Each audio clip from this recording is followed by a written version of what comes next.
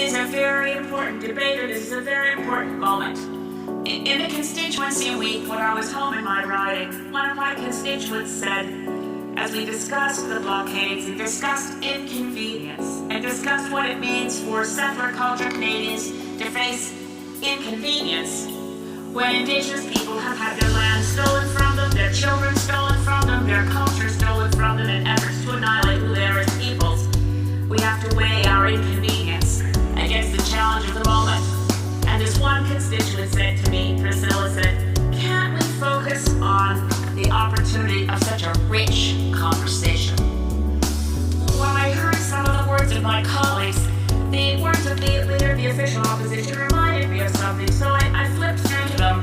Their words heard in May, on May 4th, 1877 actually, General Oliver Otis Howard, speaking of the frustrations he felt of dealing with the Nez Perce and their chiefs as they discussed what mattered to them.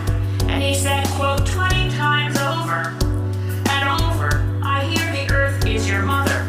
I want to hear it no more, but come to business at once.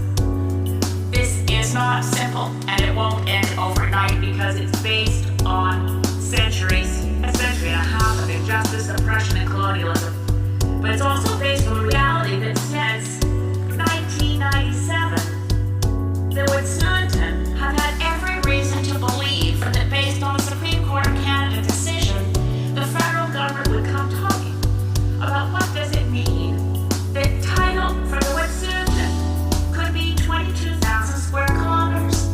What does it mean that the Supreme Court of Canada has said that their title and their indigenous form of government that predates Canada by thousands of years has status in Canadian law?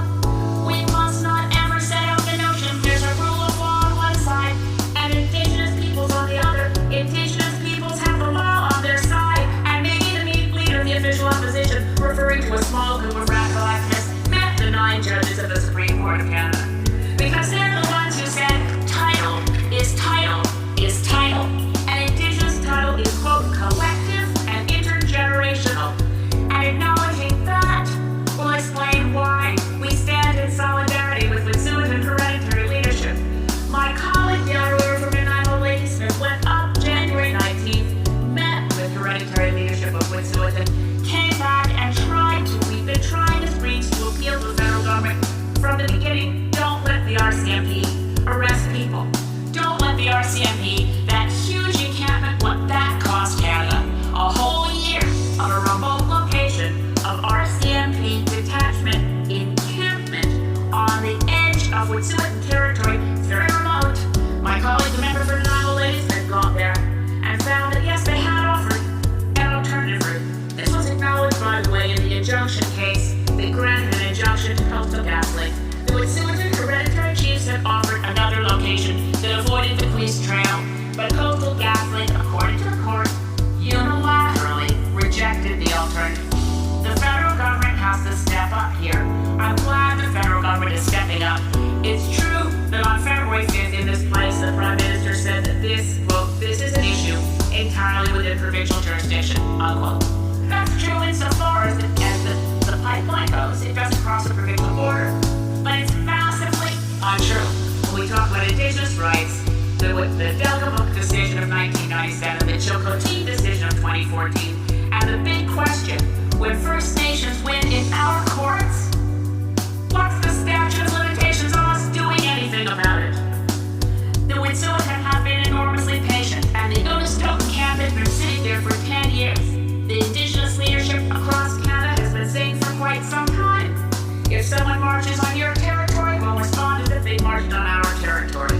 This is an aspect of solidarity, but for the solidarity of Indigenous peoples across Canada and their allies, people like me, people who are settler culture Canadians who recognize that this is a turning point for this country, where we actually mean what we say. When I heard the brilliant comment of the brilliant senator and former Justice Murray Sinclair from the other place, who said, what is this once again, as in Paul Simon the boxer, a pocket full of mumbles, such are promises. We must set aside our pocket full of mumbles. We must be serious in our intent. This is a land